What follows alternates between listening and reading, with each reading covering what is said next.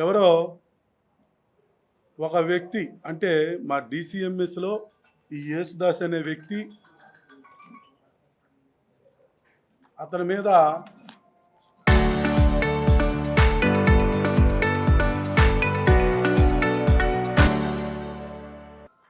శనగల కొనుగోలు గత 4 నెలల క్రితం కొనుగోలులో ఆ కేంద్రాల్లో అతను లంచాలు తీసుకున్నారని రైతులు కంప్లైంట్లు ఇస్తే 3 నెలల నుంచి అతన్ని శాలరీ ఇవ్వకుండా పక్కన పెట్టి అతని మీద ఒక ఎంక్వైరీ కమిటీ అనేది నేను వేయటం జరిగింది.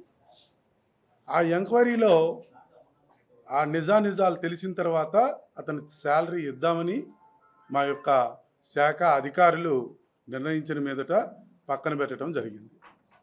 అలాగే ఏదైతే అవినీతి చేసిన ఈ వ్యక్తి వచ్చి కలెక్టర్ గారికి ఎవరో కొంతమంది మీరు కలెక్టర్గా పెడితే లెటర్ పెడితే నీకు ఉద్యోగం వచ్చిందని చెబితే గ్రీవెన్స్లో పెట్టాడు. అతన్ని కొంతమంది స్వార్థపరులు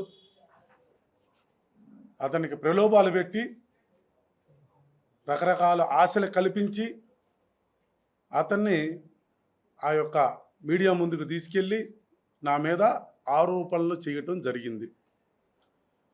మీ అందరికీ నేను చెబుతున్నాను, నేను వచ్చిన తర్వాత డీసీఎంఎస్ అనేది నా సొంత తల్లిలాగా నా సంస్థలాగా గత సంవత్సర కాలం నుంచి అభివృద్ధిలోకి తీసుకొచ్చాను. అంతకుముందు డీసీఎంఎస్ సుమారుగా టర్నోవరు 70 కోట్లు మించి లేదు. నేను వచ్చిన తర్వాత ఈ టర్నోవర్ని 100 కోట్లకు తీసుకెళ్ళా. నేను వచ్చిన తర్వాత రైతులు శ్రేయస్సు కోసం వారికి ఎరువులు సకాలంలో అందించడం కోసం అదనంగా ఉమ్మడి జిల్లా వ్యాప్తంగా సుమారు 10 నుంచి 12 బ్రాంచులు పెట్టాం. అంటే ఇంకో 2 బ్రాంచులు ఓపెన్ కావాలి. అలాగే ఈ యొక్క ఎరువులు పారదర్శకంగా ప్రతి రైతుకి ఎంఆర్పి ధరలకే అందే విధంగా నేను కృషి చేస్తా ఉన్నా. ఇప్పుడు ఇక్కడికి వచ్చి నేను చెప్పలా, ఇక్కడికి వచ్చిన రైతులు చెబుతున్నారు. గత ఖరీఫ్ రబీ సీజన్లో ఎవరు యూరియా కావాలన్నా డిఏపి కావాలన్నా ఇంకా ఏ ఎరువులు కావాలన్నా వాళ్ళకి నా పరిధి మించి అవసరమైతే జిల్లా అధికారులతో మాట్లాడి పిఎస్సీలకి వీళ్ళందరికీ కూడా ఇప్పించిన ఇది నాకు ఉన్నది. అలాగే గతంలో ఎప్పుడు డీసీఎంఎస్లో అసలు ఇలాంటి పరిస్థితులు వచ్చినాయో లేదో నాకు తెలియదు, కానీ నేను వచ్చిన తర్వాత ఈ అభివృద్ధిని ముందుకు తీసుకొని వెళ్తూ గతంలో వైసీపీ పరిపాలనలో 18 కోట్లు డీసీఎంఎస్కి బకాయిలు రావాల్సి ఉన్నాయి. నేను వచ్చిన తర్వాత గౌరవ ముఖ్యమంత్రి వర్యులు నారా చంద్రబాబు నాయుడు గారు, అలాగే వ్యవసాయ శాఖ మంత్రి అచ్చెన్నాయుడు గారు, సివిల్ సప్లైస్ మంత్రి వర్యులు నాదెండ్ల మనోహర్ గారు వీరందరి దగ్గరికి వెళ్ళి ఈ 18 కోట్ల చిల్లర బకాయిల్లో 11 కోట్లు నేను తీసుకురాగలిగా. ఈ బకాయిలు గత 6-7 సంవత్సరాల నుంచి రావట్లా. ఏ రోజు డీసీఎంఎస్కి ఆదాయం లేదు. నేను వచ్చిన తర్వాత ఆ బకాయిలు కూడా వసూలు చేసి ఏవైతే మా డీసీఎంఎస్ ఆస్తులు ఉమ్మడి గుంటూరు జిల్లా వ్యాప్తంగా పల్నాడు జిల్లా అవ్వచ్చు, గుంటూరు జిల్లా అవ్వచ్చు, బాపట్ల జిల్లా అవ్వచ్చు, ఏవైతే నిరుపయోగంగా పడి ఉన్నాయో వాటినన్నింటిలో కూడా మౌలిక సదుపాయాలు కల్పించి అలాగే పర్మనెంట్ రెంట్లు వచ్చే విధంగా నరసరావుపేటలో 4.5 కోట్ల రూపాయలతో ఈ గోడౌన్ ఒకటి, షాపింగ్ కాంప్లెక్స్ ఒకటి కట్టి 6 నెలల క్రితం అక్కడ ఎంపీ గారు లావు కృష్ణదేవరాయలు గారు, శాసనసభ్యులు అందరి చేతుల మీద ప్రారంభించి వాటి ద్వారా సంస్థకి సుమారుగా 2 లక్షల రూపాయలు నెలకు వచ్చేటట్లుగా ఏర్పాటు చేయడం జరిగింది. అలాగే గుంటూరు ఏటుకూరు రోడ్లో నిరుపయోగంగా పడి ఉన్నటువంటి ఖాళీ స్థలంలో కూడా చంద్రన్న రైతు కన్వెన్షన్ సెంటర్ ఏర్పాటు చేయటకు గాను అక్కడ కూడా ప్రణాళికలు నేను తయారు చేయటం జరిగింది. మా జనరల్ బాడీలో కూడా నేను దాని మీద ఆమోదం తీసుకున్నాను. అయితే పూర్వము ఈ డిసిఎంఎస్కి జీతాలు ఇచ్చే పరిస్థితులు లేవు. ఈ జీతాలు ఇచ్చే పరిస్థితులు లేక ఈ డిసిఎంఎస్ ఆస్తులు ఏవైతే ఉన్నాయో వాటిని అమ్ముకొని జీతాలు ఇచ్చిన పరిస్థితులు ఉన్నాయి. అలాంటి పరిస్థితి మా కుటుంబ సభ్యులు ఈ యొక్క ఎవరైతే ఎంప్లాయీస్ ఉన్నారో ఆ ఎంప్లాయీస్ అందరినీ నా కుటుంబ సభ్యులుగా భావిస్తూ వాళ్ళకి ఎక్కడ కూడా భవిష్యత్తులో జీతాలు రావని భయం లేకుండా వాళ్ళకి రక్షణ కోసం, భద్రత కోసం నెలకి 15 లక్షల రూపాయలు ఫిక్స్డ్ ఎసెట్లుగా మీద మనకి ఆదాయం వస్తే భవిష్యత్తులో ఆదాయం ఉన్నా లేకపోయినా వాళ్ళు హ్యాపీగా ఈ జీతాలు వాళ్ళకి వస్తాయని దూరాలోచనలతో నేను గత సంవత్సరం నుంచి ఇవన్నీ చేస్తూ ఉన్నా. మన రాష్ట్రంలో చూసుకుంటే నేను రాష్ట్ర డిసిఎంఎస్ చైర్మన్లకి అధ్యక్షుడిగా ఉన్నా. కొన్ని డిసిఎంఎస్లు అసలు పనిచేయట్లా, కొన్ని డిసిఎంఎస్లు లాసుల్లో ఉన్నాయి. ఇలాంటి వాటిల్లో ఆంధ్రప్రదేశ్లో గుంటూరు జిల్లా డిసిఎంఎస్ని ప్రథమ స్థానంలో నిలబెట్టిన ఘనత నాది. అలాగే నా యొక్క ఈ డిసిఎంఎస్లో ఎవరైతే నా సోదరులు ఉన్నారో, ఎవరైతే ఎంప్లాయీస్గా ఉన్నారో వారిని అందరినీ కూడా నా కుటుంబ సభ్యులుగా చూసుకుంటున్నాను. మీకు ఈ సందర్భంగా ఇంకొక విషయం చెప్పాలి. నేను వచ్చిన తర్వాత ఏదైతే ఈ బ్రాంచుల్లో సడన్గా ఆడిట్లు నిర్వహించి సుమారుగా ఒక 15 మందిని నేను రెడ్ హ్యాండెడ్గా అక్రమాలు చేసిన వారిని పట్టుకోవడం జరిగింది. పిడుగురాల బ్రాంచి యూసుఫ్ సుమారుగా 25 లక్షలు అవకతవకలకు పాల్పడ్డాడు. అలాగే నారాయణ మాచర్ల బ్రాంచి 10 లక్షల రూపాయలు అవకతవకలకు పాల్పడ్డాడు. అలాగే ఈ నెమలపూరి బ్రాంచి, అలాగే సత్తెనపల్లి బ్రాంచి కె అనిల్ కుమార్, అతను 2 బ్రాంచుల మీద కలిపి 5 లక్షల రూపాయలు అతను అవకతవకలకు పాల్పడ్డాడు. సుమారుగా 15 మంది ఈ యొక్క పల్నాడు జిల్లాలోనే 50 లక్షల అవకతవకలకు పాల్పడితే నేను వారిని నయానో భయానో చెప్పి రిక్వెస్ట్ చేసుకోనో లేకపోతే ఏదైనా చెప్పి ఆ అమౌంట్లు మొత్తం వారం రోజుల్లో రీపేమెంట్ వాళ్ళతో చేయించి వారి మీద శాఖాపరమైనటువంటి చర్యలు తీసుకొని ఒక 3 సస్పెండ్ చేశా. మిగిలిన వాళ్ళ మీద కూడా త్వరలో శాఖాపరమైనటువంటి చర్యలు తీసుకుంటాం. ఇవన్నీ ఆ పల్నాడు గౌరవ ఎంపీ గారైనటువంటి లావు కృష్ణదేవరాయలు గారి దృష్టిలో పెడితే వారు ఏమన్నారంటే తప్పు చేసిన ఎవరి మీదైనా చర్య తీసుకోమని వారు చెప్పారు. వెంటనే ఆ 15 మందిలో 3 సస్పెండ్ చేశారు. ఇప్పుడు మాకు ఈ కన్సాల్టెడ్ పే మీద 54 మంది ఎంప్లాయీస్ ఉన్నారు. డైలీ వేస్ మీద 79 మంది ఉన్నారు. దీనిలో పర్మనెంట్ ఎంప్లాయీ ఎవ్వరూ లేరు. ఒక్క ఓఎం శ్రీనివాస్ గారు ఉన్నారు. వారు కూడా రిటైర్మెంట్ అయ్యే పరిస్థితుల్లోకి వచ్చారు. ఇక్కడ వీళ్ళు చేసిన ఆరోపణలు ఏంటంటే ఉద్యోగాలకి నేను లంచాలు తీసుకుంటున్నాను అనేది ఈ దాస్ ఎవరైతే జేస్ దాస్ చెప్పాడో ఆ జేస్ దాస్ చెప్పిన సబ్జెక్ట్ మీద మనం మాట్లాడుకుందాం.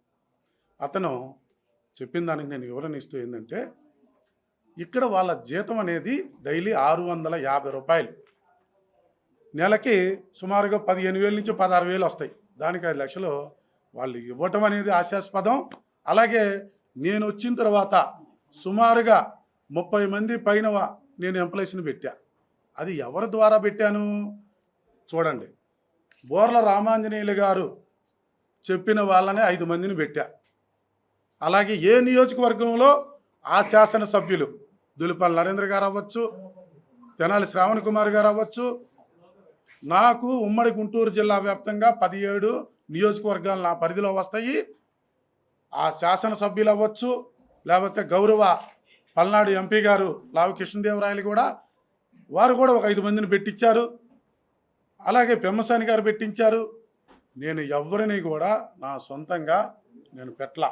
కొంతమంది ఎవరైతే నేను ఇందాక అవినీతి చేశారు వాళ్ళని నేను పక్కన పెట్టాను, వాళ్ళ మీద చర్యలు తీసుకుంటున్నానని చెబుతున్నానో వారు నా మీద బురద జల్లే కార్యక్రమం పెట్టుకొని ఓర్వలేక వారికి కొంతమంది రాజకీయంగా అవ్వచ్చు, లేకపోతే ఈ సంస్థలో పనిచేసి రిటైర్మెంట్ అయ్యి ఇంటి దగ్గర ఖాళీ కూర్చోలేక అవ్వచ్చు, కొంతమంది సపోర్టుతో నా మీద నా పరువుని తీయటం కోసం, నా ఇమేజ్ని రాజకీయంగా దెబ్బతీయటం కోసం వీరిని అడ్డం పెట్టుకొని, దానికి ఉదాహరణ నిన్న మీకు చెప్పా, ఈ దాసు క్లియర్గా చెప్పాడు, నన్ను ప్రలోభ పెట్టారు, నన్ను రకరకాలుగా ఆశలు చూపించారు, అందువల్లే నేను ఈ మీడియా దగ్గరికి వాళ్ళు వచ్చి నా దగ్గర బయట తీసుకున్నారు, వాయిస్ తీసుకుంటే నేను తప్పుగా ప్రచారం చేశాను అని అతను క్లియర్గా చెప్పాడు. మీ అందరూ కూడా ఇది గమనించాలి. నేను ఒకటే చెబుతా ఉన్నా, నాకు గౌరవ ముఖ్యమంత్రి వర్యులు నారా చంద్రబాబు నాయుడు గారు, అలాగే ఉప ముఖ్యమంత్రి వర్యులు పవన్ కళ్యాణ్ గారు, మా యువ నాయకులు నారా లోకేష్ బాబు గారు నాకు ఈ యొక్క చైర్మన్గా DCMSకి సేవ చేయమని అవకాశం కల్పించారు. నేను వారు ఆదర్శాలకి, అలాగే వారి సందేశాలకి, అలాగే కూటమి ప్రభుత్వానికి ఎక్కడ కూడా మచ్చ తెచ్చే విధంగా నేను చెయ్యలేదు. ఈ సంవత్సర కాలంగా ఈ DCMS అభివృద్ధే దీనికి సాక్ష్యం. నేనుగా చెప్పేది ఈ పేపర్లో చెబుతీ, ఇంకోటి కూడా చెబుతున్నా, సుమారుగా గతంలో ఏమో నాకు తెలియదు కానీ అప్పుడు పెద్దగా లాభాలు రాలేదు, కానీ నేను వచ్చిన ఈ సంవత్సరంలో సివిల్ సప్లైస్ ద్వారా ధాన్యం కొనుగోలు మీద సుమారు 8.5 కోట్లు మా కమిషను, నేను వచ్చిన తర్వాత 8.5 కోట్లు కమిషన్ వచ్చింది. దానికి జీతాలు ఎంతయ్యా అంటే ఇప్పటివరకు పే చేసింది 2.5 కోట్లు.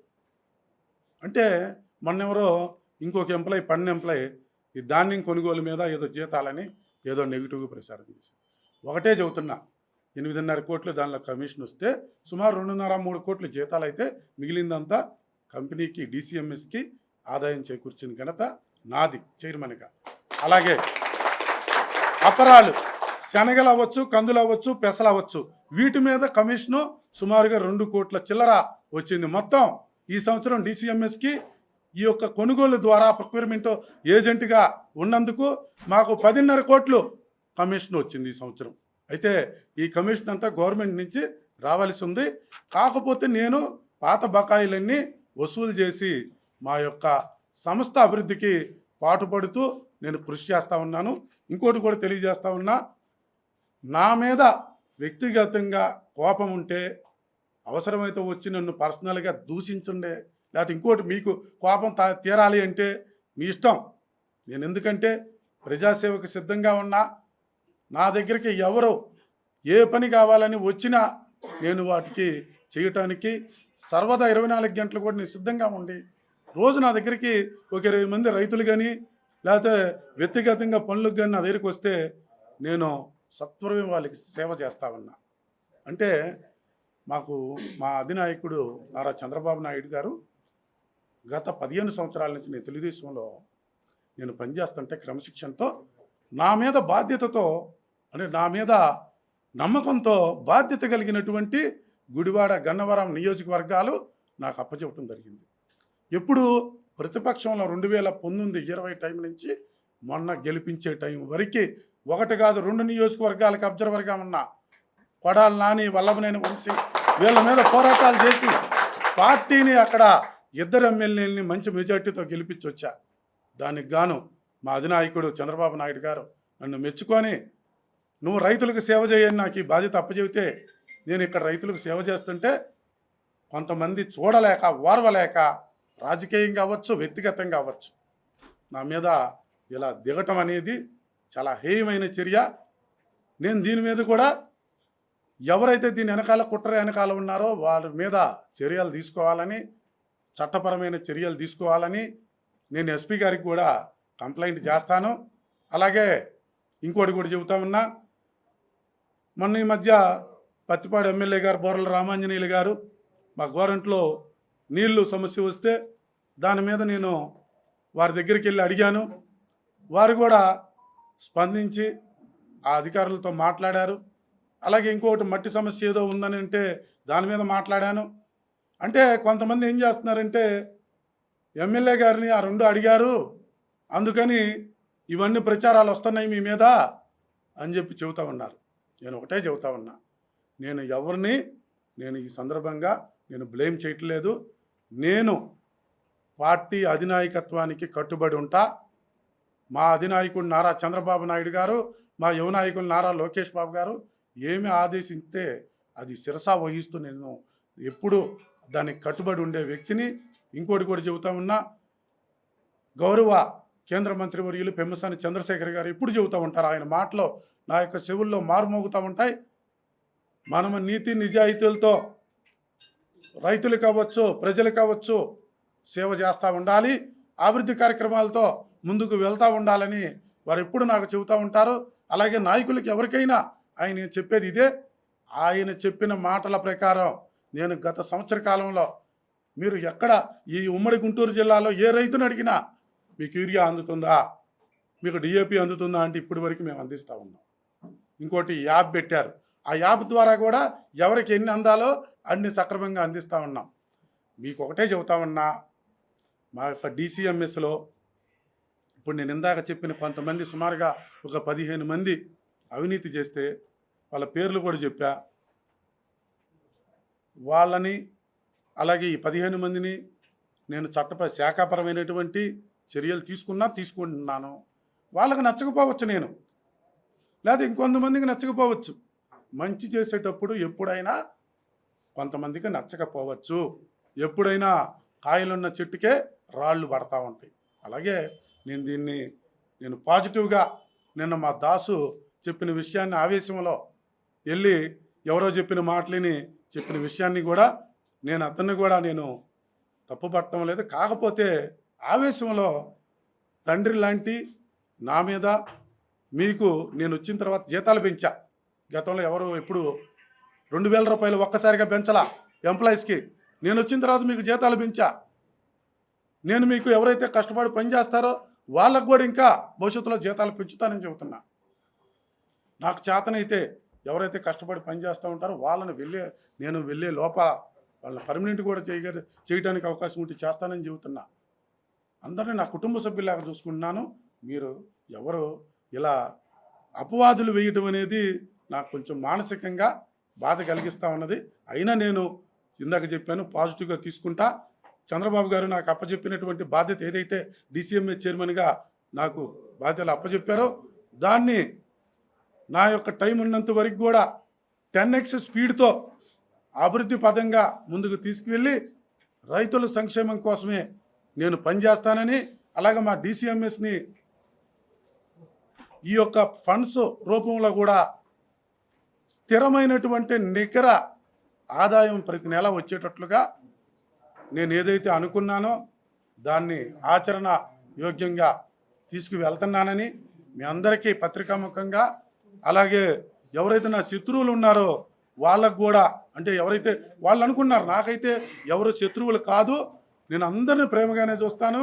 లేదా నేను ప్రేమగా చూడకపోతే ఇవాళ నా కోసం ఇంతమంది ఆత్మీయంగా పార్టీలకి సంబంధం లేకుండా కూటమి నాయకులు అందరూ, రైతులు, మా ఎంప్లాయీస్ అందరూ వచ్చి నిలబడ్డారు.